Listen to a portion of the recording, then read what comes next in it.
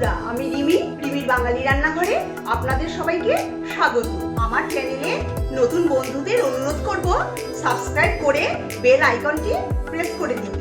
পাতে পটলের সেই একঘেয়েমি রেসিপি দেখলে সকলেরই মুখ বেজার হয়ে যায়। তাই আমার রান্নাঘর থেকে আজকে একটা পটলের স্পেশাল রেসিপি নিয়ে চলে এসেছি। রেসিপিটা হলো বাহারি পটল। যে কোনো নিরামিষ দিনে এই রেসিপিটা অবশ্যই ট্রাই করে দেখতে পারেন।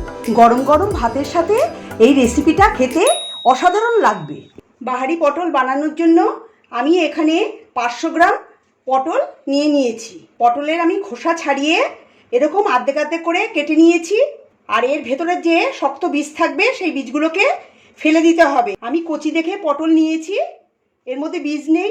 আমি একটা বড় বাটির মধ্যে পটলটাকে ঢেলে নিয়েছি। এবার এই পটলটাকে সামান্য একটু লবণ দিয়ে মেখে রেখে দেব। আর যা উপকরণ নিয়েছি সেগুলো হলো 1 বাটি নারকেল কোড়া, 2টো কাঁচা লঙ্কা, 1/2 ইঞ্চি আদাকে আমি ছোট ছোট টুকরো করে কেটে রেখেছি, 1 চা চামচ সাদা সর্ষে, 1 চা চামচ জিরের গুঁড়ো, 1/4 চা চামচ লাল লঙ্কার গুঁড়ো, 1/2 চা চামচ ধনের গুঁড়ো, 1/4 চা চামচ কাশ্মীরি লঙ্কার গুঁড়ো কালারের জন্য, স্বাদমতো লবণ আর 1 চা চামচ চিনি। ফোড়নের জন্য লাগবে 2টো তেজপাতা, 2টো ছোটো এলাচ, একটা দারচিনির টুকরো, একটা শুকনো লঙ্কা। একটা পেস্ট বানিয়ে নেব, তার জন্য মিক্সিং জারে দিয়ে দিচ্ছি সাদা সর্ষে। আপনারা চাইলে কালো সর্ষে দিয়েও করতে পারেন। কালো সর্ষে যখন দেবেন তখন অল্প একটু লবণ দিতে হবে, না হলে সর্ষেটা তেতো হয়ে যেতে পারে। আর দিয়ে দিচ্ছি 2টো কাঁচা লঙ্কা আর আদার টুকরো। সামান্য একটু জল দিয়ে আমি পেস্টটা তৈরি করে নেব। পেস্টটা তৈরি হয়ে গেছে, মিহি করে আমি পেস্টটা তৈরি করে নিয়েছি। মিক্সিতে আমি আরেকটা পেস্ট তৈরি করে নেব। নারকেলটা যে কুড়িয়ে রেখেছিলাম এই নারকেলটা মিক্সিং জারে ঢেলে দিচ্ছি আর সামান্য একটু জল দিয়ে মিহি করে পেস্টটা তৈরি করে নেব। কড়াই গরম করে দিয়ে দিচ্ছি 3 টেবিল চামচ সর্ষের তেল। রান্নাটা আমি সর্ষের তেলে করব। তেলটা ভালো করে গরম করে নিয়েছি। এবার নুন মাখানো পটলগুলো তেলে ছেড়ে দিচ্ছি।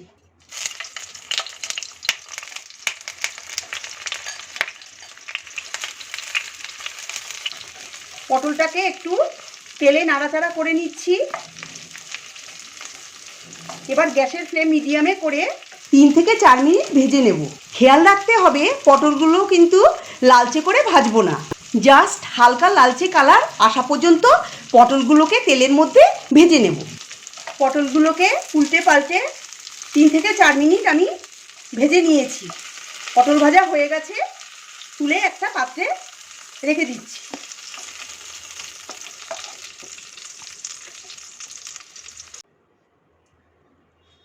কড়াইতে আমি আর 1 টেবিল চামচ তেল দিয়ে দিচ্ছি। তেলটা ভালো করে গরম করে নিয়েছি।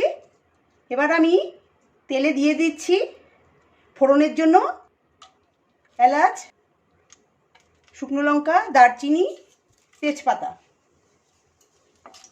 গ্যাসের ফ্লেম লোতে করে ফোড়নটাকে একটু ভেজে নেব। ফোড়নটার থেকে সুন্দর একটা গন্ধ বেরোচ্ছে। এবার আমি দিয়ে দেব আদা, কাঁচা লঙ্কা আর সর্ষে দিয়ে যে পেস্টটা বানিয়েছিলাম ওটা। তেলে ছেড়ে দিচ্ছি। গ্যাসের ফ্লেম মিডিয়ামে করে আমি 1 থেকে 2 মিনিট এটাকে কষিয়ে নেব। সর্ষে আদার পেস্টটা দিয়ে আমি 2 মিনিট কষিয়ে নিয়েছি। মশলা থেকে তেলটা বেরোতে শুরু করেছে। এবার আমি এর মধ্যে দিয়ে দেব জিরের গুঁড়ো, ধনের গুঁড়ো, লাল লঙ্কার গুঁড়ো আর কাশ্মীরি লঙ্কার গুঁড়ো। কাশ্মীরি লঙ্কার গুঁড়ো রঙের জন্য ব্যবহার করছি। আর দিয়ে দেব অল্প একটু জল, না হলে মশলাটা পুড়ে যেতে পারে। সব দিয়ে ভালো করে মিশিয়ে দেব। আর গ্যাসের ফ্লেম মিডিয়ামে করে 1 থেকে 2 মিনিট মশলাটা কষিয়ে নেব। মশলা দিয়ে 2 মিনিট কষিয়ে নিয়েছি। এবার দিয়ে দেব ভেজে রাখা পটল। পটল দিয়ে ভালো করে মশলার সঙ্গে মিশিয়ে দেব। আর গ্যাসের ফ্লেম মিডিয়ামে করে ঢাকা দিয়ে 4 থেকে 5 মিনিট রান্না হতে দেব। 5 মিনিট পর ঢাকনাটা খুলে নিচ্ছি, একটু নাড়াচাড়া করে নেব। পটলটা সিদ্ধ হয়ে গেছে। যারা বীজের জন্য পটল খেতে ভালোবাসেন না তারা অবশ্যই এই বীজ ছাড়া বাহারি পটলের রেসিপিটা ট্রাই করবেন। আমার চ্যানেলের অন্যান্য পটলের রেসিপি দেখতে হলে ডেসক্রিপশন বক্সে দেওয়া লিঙ্কে ক্লিক করুন। এবার দিয়ে দেব নারকেলের যে পেস্টটা করে রেখেছিলাম, ওটা দিয়ে দিচ্ছি। ভালো করে মিশিয়ে দেব।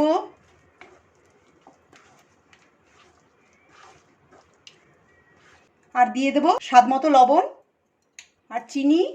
নিরামিষ সবজি বলে আমি চিনিটা ব্যবহার করলাম, আপনারা আপনাদের স্বাদ মতো দেবেন। আর 2টো কাঁচা লঙ্কা সব দিয়ে ভালো করে মিশিয়ে দেব। আর গ্যাসের ফ্লেম লোতে করে ঢাকা দিয়ে 3 থেকে 4 মিনিট এটাকে রান্না হতে দেব। 4 মিনিট পর আমি ঢাকাটা খুলে নিচ্ছি। দেখুন গ্রেভিটা ঘন হয়ে গেছে আর মাখো মাখো হয়েছে। তৈরি বাহারি পটল। গ্যাসটা বন্ধ করে দিচ্ছি। অল্প নারকেল কোড়া দিয়ে গার্নিশ করে গরম গরম সার্ভ করুন। গরম ভাত, রুটি, পরোটা, পোলাও যে কোনো কিছুর সাথে এই পটলের রেসিপি খেতে দুর্দান্ত লাগবে। আমার আজকের রেসিপি যদি ভালো লেগে থাকে তবে কমেন্ট করে জানাবেন। নতুন বন্ধু হয়ে থাকলে আমার চ্যানেলটিকে সাবস্ক্রাইব করার অনুরোধ জানালাম। পাশে থাকা বেল আইকনটি নিশ্চয়ই প্রেস করে দেবেন, তাতে আমি নতুন রেসিপি আপলোড করলেই আপনাদের কাছে নোটিফিকেশন পৌঁছে যাবে।